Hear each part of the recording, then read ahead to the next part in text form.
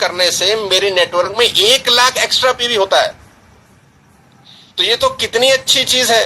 तो उसने बोला हम तो ऐसा सोच ही नहीं रहे। तो मैंने कहा यही फर्क है तुम्हारे सोचने में और मेरे सोचने में। तुम ऐसा सोचो कि तुम अगर 50 पीवी एक्स्ट्रा करते हो तो तुम्हारे नेटवर्क में 10,000 पीवी एक्स्ट्रा होता है। और हर आदमी अगर ऐसा सोचे तो ही तो बिजनेस बड़ा हो सकता है ना। बिजनेस कम करके बिजनेस बड़ा नहीं होता, बिजनेस ज्यादा करके ही बिजनेस बड़ा होता है। सीधी सी गणित है, सीधा सा मैथ्स है। आप 60 पीवी की कंसिस्टेंसी को 10 पीवी कर दो तो बिजनेस बढ़ेगा कि घटेगा। तो मैंने बोला यार चलो तुम्हारी बात मान लेते हैं, 60 से 10 कर देते हैं। अब बिजनेस बढ़ जाएगा कि घट जाएगा। बोला उससे तो घट जाएगा प्रभु। तो मैंने कहा फिर बढ़ा लो। तो कह रहा यार बढ़ाने में तो मुश्किल है। तो मैंने कहा मुश्किल चीजों के ही पैसे आते हैं। आसान चीजें करनी है तो आसान जिंदगी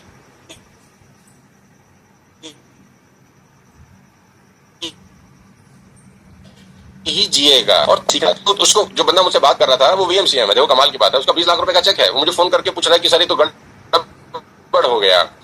तो मैंने बोला भाई तेरे को काम करते कितने बरस हो गए। तो बोला मुझे काम करते 10 बरस हो गए। तो मैंने कहा 10 साल से जिम जा रहा है, एक ही वजन उठाएगा या वजन बढ़ाएगा भी। तू 10 साल से जिम जा रहा है, क्या 10 साल से वो 2 किलो ही उठा के घूमता रहेगा, या कभी 5 किलो पे भी आएगा, कभी 10 किलो भी आएगा, कभी मसल्स बनाएगा कि नहीं बनाएगा। तो उसने बोला जी बात आपकी दिमाग को तो समझ में आती है, दिल को समझ में नहीं आती।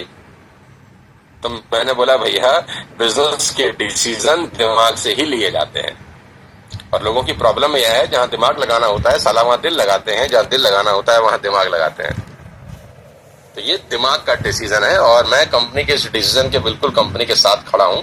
और ये बहुत अच्छा लिया गया डिसीजन है। मेरी जितने भी लोगों से बात हुई है मैनेजमेंट में, ये जब डिसीजन का डिस्कशन हो रहा था तो मुझे ये पूरा जानकारी दी गई पहले से ही कि हम ऐसा ऐसा कुछ करने जा रहे हैं। ठीक है, मैं वहां गया नहीं कोलंबो, मैं सिंगापुर था उस क्या बोलते हैं तारीख में। I was in Singapore with my family.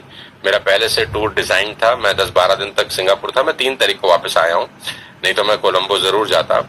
और 7th को मैं नहीं आ पाया बिकॉज मेरा सूरत में एक बहुत बड़ा इवेंट था और वो 2 महीने पहले से डेट अलाइन थी और वो टिकटिंग इवेंट था क्योंकि 2000 लोगों का, तो मैं उसको मिस नहीं कर सकता था। ऑल्दो मैं पूरा अवेयर हूँ जो जो चीजें चेंज हुई हैं, 100 का 150 पीवी हुआ है, या पॉइंट वैल्यू चेंज हुआ है, या कंसिस्टेंसी चेंज हुआ है, या जो पेयरिंग की बात हुई है 300 लेफ्ट 300 राइट जिसमें आपको 900 रुपए का चेक आता है, वो जो जितने भी चेंजेस हुए हैं मुझे लगता है कि ये बहुत ड्यू थे, ये पहले होने चाहिए थे।